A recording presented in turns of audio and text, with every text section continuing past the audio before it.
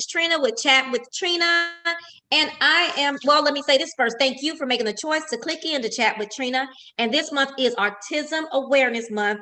And it is a topic that I don't know much about, but I'm very interested in learning about because actually at school, we're having Autism Awareness Week and we're wearing different things. And so I didn't even know what I have on my blue today, because I found that out. So, but I have my Zydeco friend, Miss Joanie Phillips, here to help us with an understanding more about autism, including exactly what it is. Hey, Miss Joanie. Hey, how are you? I am fine. Thank you so much for agreeing to join me today to discuss autism. And I really appreciate it. And first, I want to ask you, what is it that you do? What do you do outside? I only see you at Zydeco. What do you do? We never know what people really do, I have many hats. So my 9 to 5, of course, I'm still working. I work in the healthcare field. I'm an ambulatory service coordinator for UT Health. Okay. So, and I work in neurosurgery. Oh, wow. Okay. Yes. And you also have a organization, yes? Well, myself and one of my spiritual sisters, it's actually her organization that I try to be as hands-on with as much as possible, called Les Femmes de l'Amour. And we're just women in the community helping. I mean, silent community helpers. We don't ask for much. We don't go out and ask for donations. We're not a C3 yet. But, we do what we can. Okay. I see y'all. Yes. And I see you out there sometimes. I say, okay, I meant to make sure I bring that. Yeah. So tell me, why is autism so near and dear to your heart? Autism is near and dear to me because I have a 13-year-old son that has autism. Yes, so this subject, it really touches my heart. My goal is to bring acceptance, not just awareness, but acceptance to any individual with a different ability. A lot of people, they don't understand when they see things going on in public. If they see a kid having a temper tantrum, and the parents are frustrated, they could be crying, screaming, and this, that, and the other. And people just look at them. Because I used to be that one before I had children, like, oh, those kids are bad. Why don't you just walk home? Yeah, leave them at home, next time. But it could be actually something going on. They could just be overstimulated, is what I say. And it's a lot that us as a community really need to learn about and accept it for what it is. Mm-hmm. So what is autism really, in the best terms that you can? Autism is a neurological disorder that affects the brain. It affects how individuals communicate and how they comprehend. It doesn't mean that they're stupid. By all means, they're, one of the smartest communities ever. I've heard that. Just, they learn differently. They process things differently. They take everything literally. But yeah, that's what it is. So like they're coming out with books and then they're opening up and telling their story.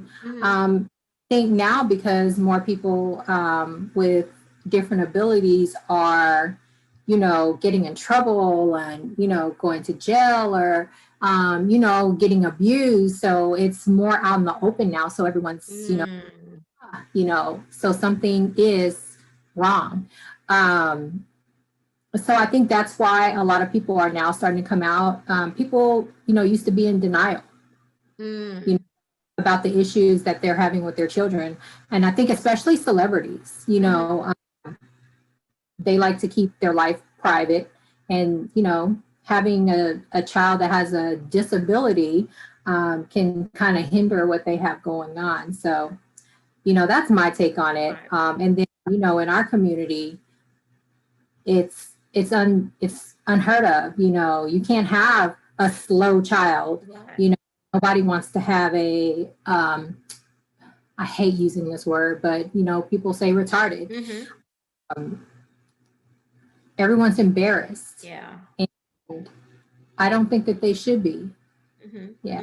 You know, I was one. I don't think I was so much embarrassed. I just thought that I failed, like as a mother when I was pregnant. What did I do? You know, what happened? But I stopped fighting like for what's going on and how can I fix it? You know, accept what I have. You Is know, I that have like an one of the awesome first things that son. comes to your mind is how can I fix it? Go to the doctor, like what can we do to okay. That was the first thing that came to my mind because you know he went through like it was terrible. Like I didn't understand what was going on. You know, my parents didn't act that way, and Right. um, I mean, man, it was heartbreaking. You know, anywhere we would go, he would spaz out, like Yeah. freak out, scream, cry, kick. You know, claw me in the face one Yeah. time, like, and What's you know, going on? he was only one, and well, yeah, he was about a year and a half.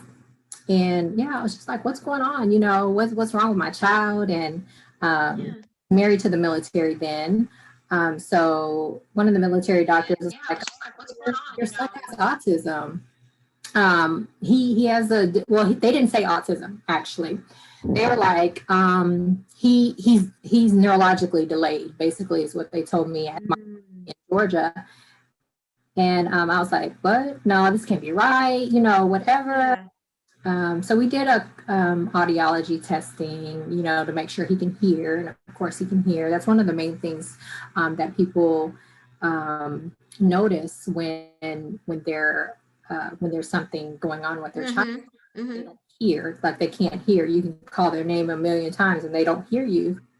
But it's not that they can't hear; they just don't process what you're saying. So they're just like, whatever. Oh, Yeah. wow. Okay. We went through a lot of testing and I was still in denial. Oh, nothing's wrong with him. We just need to work with him. You know, he's just a Yeah. testy. And, um, but you know, I had to accept it. So actually when we moved from Georgia back to Texas, one of the daycare ladies just pulled me to the side and she's like, I'm sorry, you know, the director doesn't want to keep him and he's just too much. He's I running bet out. that was devastating.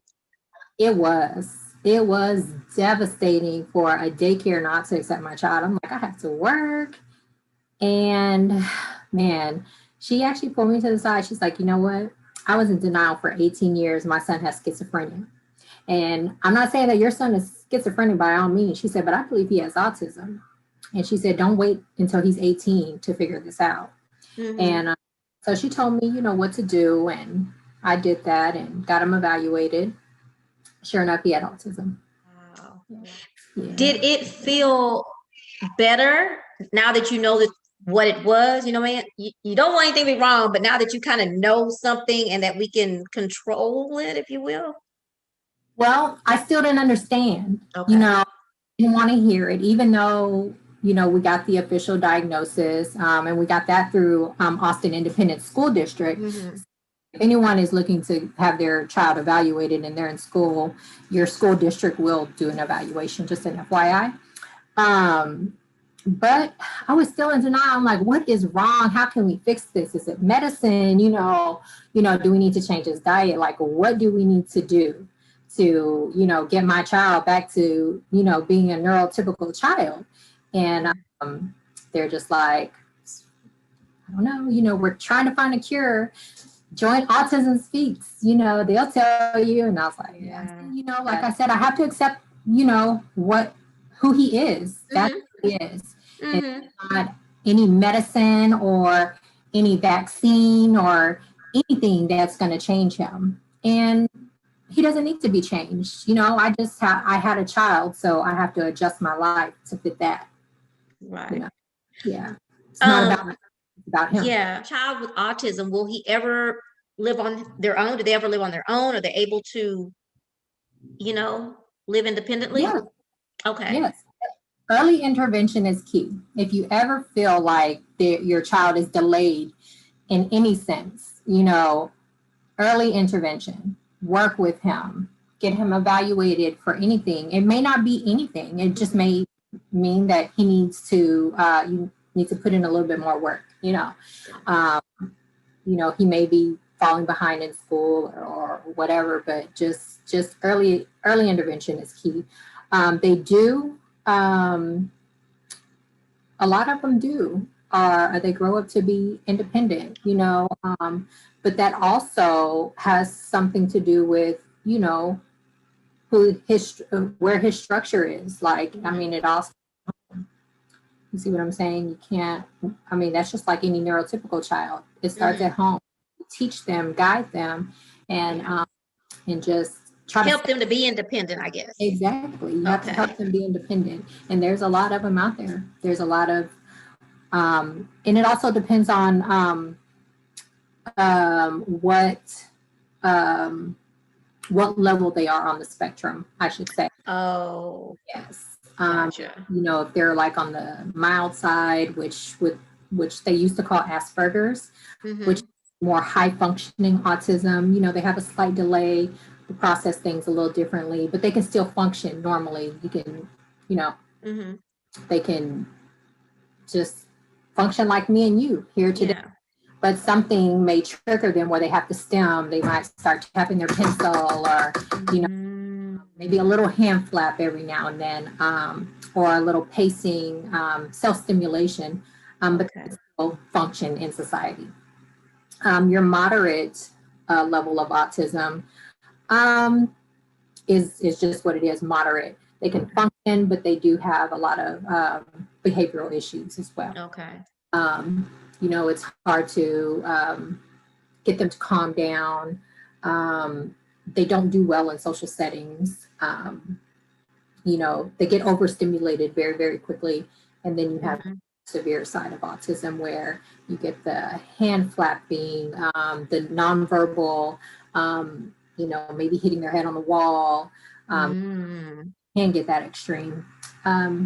So yeah, it just depends on the spectrum that they are on. Gotcha. In school, and I'm sure that you have to be the advocate in school.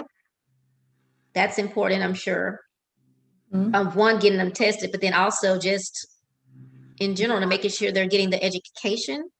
Yes. So what we do is like ARD meetings every year, and we go over their independent evaluation or their IEP, right? So what they do is they go over a plan for how we want their year to go. This is what we're going to do. We're going to try to, the IEP will break it down in goals. We want for English, we want him to reach this goal. For reading, we want him to be able to read on if he's in kindergarten, or if he's in like third grade, they'll be like, okay, our goal is to push him to a second grade level, or things like that. So, so we have to stay on top of that. I've had about 3 ARDs. Yeah, for this 2 ARDs this school year, about 3 last year. I'm just like, if I feel that he's progressing, then push for another ARD meeting, because I feel like my son is progressing. Let's not hold him back. Or if I feel that they're trying to push him too hard, then we need to pull back a little bit. So it can go either way. And parents really, really, really should get involved and know what's on their child's IEP. Hold them. Definitely. Don't be scared. They try to tell you, oh, it's a yearly thing. No, I'll call an emergency ARD in a heartbeat. Not to play with me and my son. Yeah, exactly. No, ma'am. And I think parents need to understand that too with anything. If you pay attention to the letters, because I don't remember, because I used to do work in the school district and close to the diagnosis. I can't even say the word, the diag. And parents wouldn't open the letters, or they wouldn't open however they got it. And if you don't participate, if you don't respond, they move on and do whatever it is they want to do with your kid. And how they feel, how they see it. They spend a lot more time with your children than you do. So you really need to show face. You need to show these people that you're involved in what your child has going on. You see what I'm saying? Yeah. And if you're working with your child at home, it should kind of like mirror what's going on the IEP. Yeah. So involved, don't be scared. You'll don't show be up scared, child. don't be scared. You'll show up to your neurotypical child school in a heartbeat if the teacher is picking on them, cussing them out and stuff. Same thing. With a child that has a different ability. Show up. Yeah, show up, ask questions. I mean, don't just sit there and just be like, oh, okay. You have to understand. And even doing your own research. And so you can understand what's happening in the R's. Because I know some people will go in and just like the doctor's office, I have no idea what you're talking about. Let me go read. So, and I'll come back. So exactly. That's important. Yes. Like when you go to the doctor, help them help you. You see what I'm saying? You have to take responsibility for your health care. You have to. Is your son, is he aware of the autism, or that he's different? I think that he's aware that he's different. I tell him though, okay. I tell him, I was like, you have autism. So I try not to say autistic, you're Corey and you have autism, you live with autism. And not like just try to label him, oh, you're just autistic. Right. I'm saying, yeah. Right. So, I try to talk to him.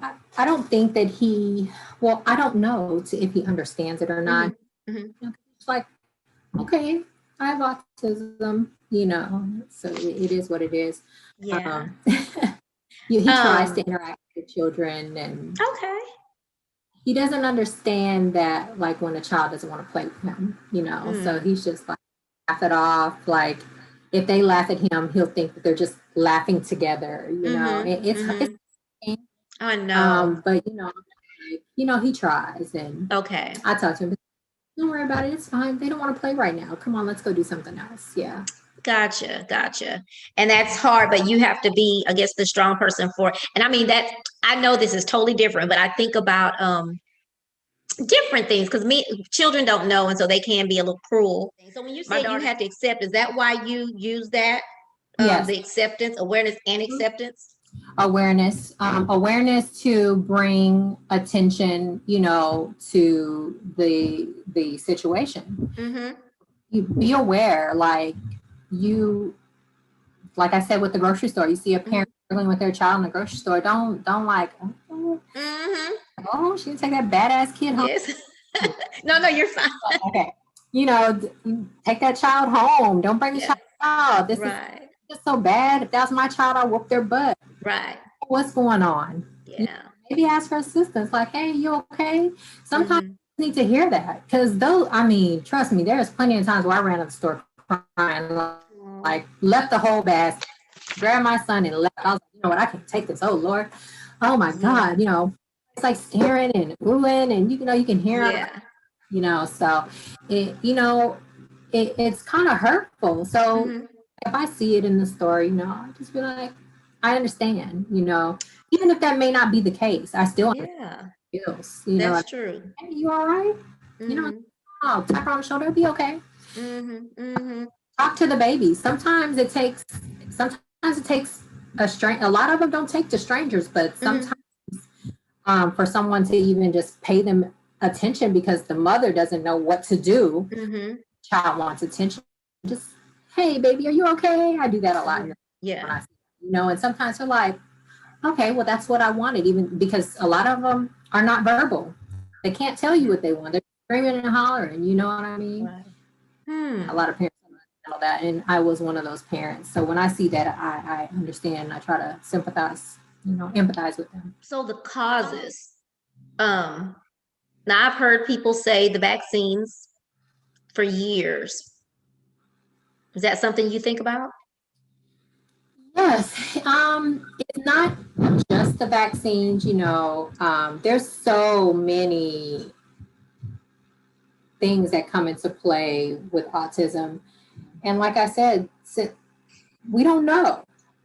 I always thought it was the vaccine, to be honest. MMR. There is studies out there that say that MMR can contribute to autism, especially in African American boys, Hmm. which which is the majority, to be honest. I mean, there's the percentage is higher. That's what I was just going to ask you. Is it the percent? The studies show that more boys? The Wow. percentage is higher in boys overall than it is girls, but African American boys Wow. higher out of that percentage, or children of color. Okay. Yeah. Why? I don't know. Yeah. Because like I said, I stopped fighting for the cure, Mm-hmm. accepting what it is, And that's where your acceptance comes in, is that's where accepting and my just. comes in. Yes, yes. Accept what it is, accept the child for who he is or who she is. Mm-hmm. And just, learn how to coexist in their world. Yeah. And Yeah. we're always teaching them, we're so like, oh, we need to teach them how to, adapt to our world. But we can learn how to adapt in their world too, Mm-hmm. Mm-hmm. I mean, That's same way interesting. with culture. Yeah. We adapt to other cultures. How come we can't adapt to this? How does because you have a daughter, am I correct? I have to. Oh, I didn't know that. I just thought you had your son and your daughter. Okay. So are they learning to adapt to his world as well? Or have they learned? Oh, Good. yeah. They were down from day one. Okay. They're his protectors right there. And he's 13. Are they close in age? Are they okay? No, So they probably treat him like the little baby anyway, regardless. Yeah. My daughters are older. They're 24. Okay. One just turned 24 in March. And then my middle daughter, she is 20. She'll be 22 this year. Oh, wow. Do they live in Houston? Yeah, one of them does. 24-year-old is here in Houston, and my 21-year-old, she just moved to New York, but she's back here this week. But yeah, she moved to New York in January. Oh, wow. Okay, that's awesome. There's signs. I think you mentioned sometimes when they can't hear. Well, we assume that they can't hear, but they can. That's what I meant. Yeah. Anything repetitive. Pacing, humming. Like my son, he used to do this. He used to pace up and down the hall, and he would just hum. You're like, sound like a bee. Sometimes they'll just a hand flap. They'll flap. Just a lot of repetitive behavior. Okay. Tantrums. People think that children are bad when they throw tantrums, but that's their way of communicating. And saying, I want some milk, they fall out on the floor, and you have to figure out, screaming and figure out what's going on. Let's see, eye contact. That's a sign when they looks like they're always looking off into space. So yeah, that's one of the signs. And if they're not diagnosed or something, a teacher would think they're just in class being lazy and daydreaming. Interesting. Exactly. Wow. Exactly. They don't understand hot, like let's say hot from cold. Like my son, he still doesn't. He doesn't get like, when we had the snow and in the cold, in the storm, he didn't understand that it was cold. Yeah. So he was still in a tank top, barefoot with pajama pants. But he's freezing cold. Like his skin's so cold, but it doesn't process.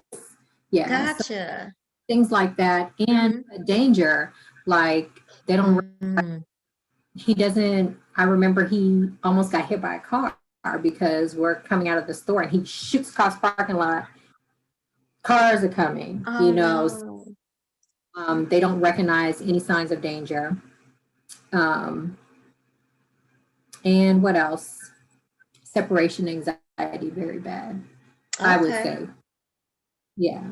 And then thing called what they call echolalia, where they talk in a higher pitch tone and mimic everything that goes on. So like my son used to love SpongeBob, and he would have to sit there and watch it over and over and over again. That's the repetitiveness. Yeah. But then when we're talking or when he's trying to communicate, it's SpongeBob talking in this high-pitched voice, you know. It's just hard to explain. Yeah. Autistic child talk when they get excited, you can hear it, and it's hard to allow. Yeah. So how long did it take you to? So because now you probably know pretty much when he's having if he was to have a tantrum or anything like that, you would know what's going on. Are you at that point now? Yeah. Okay. How long did it take you to? Until he was about 6. He was diagnosed. He was officially diagnosed at 2. 2 and early intervention started about 3 because I was in denial. So yeah, early intervention started about 3 years old. He was nonverbal. Well, he used to be verbal. So that's why I felt like it was around 15 months when, you know, he got his a group of vaccines, and then he just went completely nonverbal after that, screaming, hollering, because he used to talk, "Mama, Dad, that milk," and then, you know, now, you know, yeah. So nonverbal till he was probably about, so from 3 to maybe 5.5. Yeah. Okay. Well, it's good that you have a handle and y'all have learned how to coexist in his world. Well, I think like that definitely helps me a lot because I really had no clue. I really did. When I used to be the principal secretary many years ago at a middle school, and I was a young, her name was Elise. I remember now. But Elise used to like pink paper, hot pink paper. And she would act up or whatever, but if you got this hot pink paper, it would calm her down. And I never knew, but now that you're describing what you're saying, that is, and I knew that she would go into the R's, but I didn't know anything else. Yeah, and so we always kept hot pink paper for her. But now I'm knowing now she probably had autism. Interesting. And Elise was a good little girl, smart. Oh my gosh, she was so smart. And it was just that she'd have those little episodes. But if you gave her that pink paper, she was good. And she loved to wear pink. She would wear pink all the time because it was her favorite color. And so, yeah. Does your son have a favorite color or favorite thing, item? Well, his favorites change. You know, he'll go through a phase. I mean, the longest phase, well, the shortest phase was probably about a week of just items. But his thing is Mario Brothers. Like Mario is ultimate favorite. Anything Mario, Luigi. Oh, funny. Yoshi, Bullet Bill. I mean, I think I have all of the Mario figurines. Yeah. Mario. But then, you know, he went through a phase for a week or 2 with Pikachu. And then what's the thing with the blue mohawks? Sonic. Oh, yeah. So does he like video games? Mario, Wii, Mario on the Switch, Mario on the Wii U. He has like Wii. So yes, 2 Wiis, Switch, regular Nintendo, something. Just like, so he keeps himself busy. Yeah. Okay. He can entertain himself most definitely. I don't always have to entertain him. Okay. That's always good. My daughter was we make fun because Barney, remember Barney? Back in the day, that's what she liked. And I took, and back, that's when VHS tapes were out. I taped Barney over and over and stick that thing in and put her in those. Remember the little plastic chairs that was like 99 cents? Sit her there. I babysit her all day long. So, get him to be quiet as long as I give him something Mario. Yeah. And what made me think about asking you that was because you mentioned SpongeBob. Yes, it was SpongeBob. For some reason, man, he used to like the most annoying things. Like SpongeBob was so annoying. Yes. damn SpongeBob, but everybody loved it, and everybody's like, "Oh, you shouldn't let him watch that. It has a hidden meaning." I say he don't know what that hidden meaning is. Because So I don't, and I wake up to SpongeBob. I used to. I mean, because and then he would mimic everything SpongeBob did. Now he couldn't talk, but if Uh-huh. he came on, he can repeat SpongeBob. Well, you can hear it. You really can't understand, but if you watch SpongeBob, you could tell what he was saying. Right. Just walk up and down the hallway, you know, all Making that the making the noise of SpongeBob. yes. That is Or so then funny. he'll Patrick, like Patrick has that Uh-huh. voice, and Uh-huh. Uh-huh. I was like, oh my god, How long did no. it, okay, I gotta ask, how long did it take you to figure out that's what he was doing? Or did you know right off the bat? I knew right off the bat Oh, because okay. I hear it. I was like, is he mimicking SpongeBob? Oh my god. Yeah. Yeah. So that and he loves YouTube.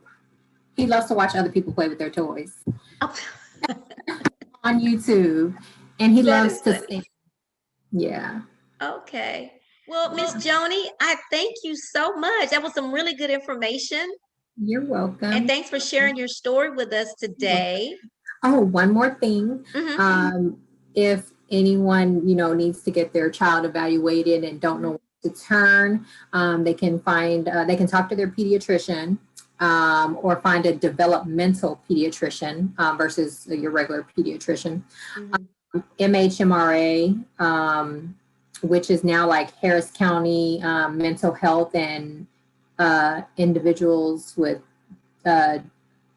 different abilities or something Hmm. like that. Hmm. They changed the Hmm. name, or your school district. Okay. And the school district do the testing free of charge. They do. Okay. They Okay. That's do. what I thought. Okay. MHMRA does too. Okay. Okay. Yes. Cool.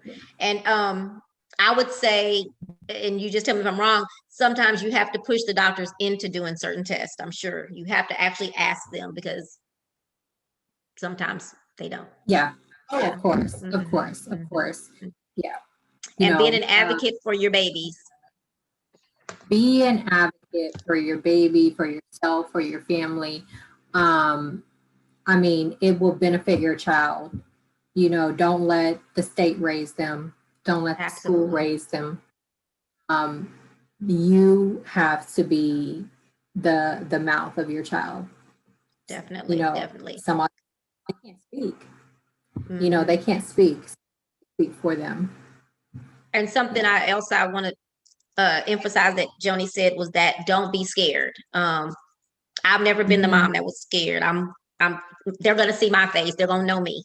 And if your child is not able to advocate or communicate for themselves, you're all they have. So, Absolutely. and I like the example. You go up there if that teacher doing something you think is wrong to your baby. So be proactive and go before that happens. This is how I Exactly. think about it. Let them know. I mean, you let them know ahead of time.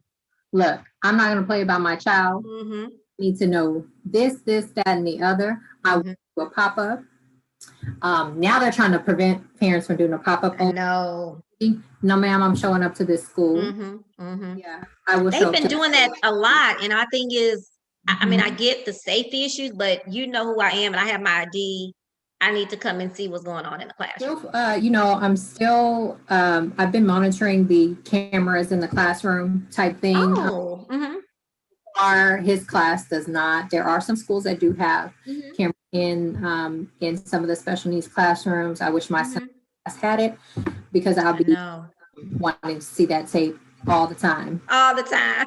All the time. But I always ask him to, how was school today? Yeah, Um, yeah, I ask him, I don't ask him this every day, like, were the kids mean to you? Because I don't want him to like eventually get tired and be like, yes, kids are mean to yeah, you. yeah, yeah, Or just saying it because I was saying if I know that he was having a bad day, I try to, hey, what happened? Did somebody yeah, say something to you? What did the teacher say? Or what did your friends say? yeah. Try to put it like that so he doesn't like think Get that down somebody about it. really did something to him. You just have to learn how to ask those questions. I know there's some classrooms or some schools have like the bouncing balls. They have the different activities in the classrooms now, so they can, if they can't be still. Do they have that at the school that your child is that your baby's at? Yes. Yes, they do. They have the exercise balls. They have the weighted vest or weighted kids. What would the weighted Or vest they do? have the weighted vest and weighted blankets are really good for anyone with anxiety. But what it does, it mimics like a hug, or it can put pressure on the joints. So some physical therapists will, well, I don't say some, but a physical therapist told me that when people are having a tantrum or something, if you kind of press their joints a little bit, it releases something. I don't know how to research. I just tried it, and it does work on my son. So just holding him tighter, just Or massaging like him. swaddling, like when they're the baby, they swaddle. Swaddling. Okay, Yes, okay. yes. It can calm them down. So that's what a weighted vest does. And, it helps with animals too. Like some people swear by like the lightning vest for dogs or things like that. But yeah, weighted vests, weighted blankets help. They have this at my son's former school. They had this slingy, stretchy type of material that he could put over his head. It'll go on like a shirt, and but no arms. You just go over the head, and then he can just move like this, and it kind of makes it difficult to like move around, but it kind of, I guess, gives them that tension. Yeah. So it was really weird. It was turquoise, and she took a picture of him and sent me a video. He was like this in it, and that's cute. Yeah, that's cool. Yeah.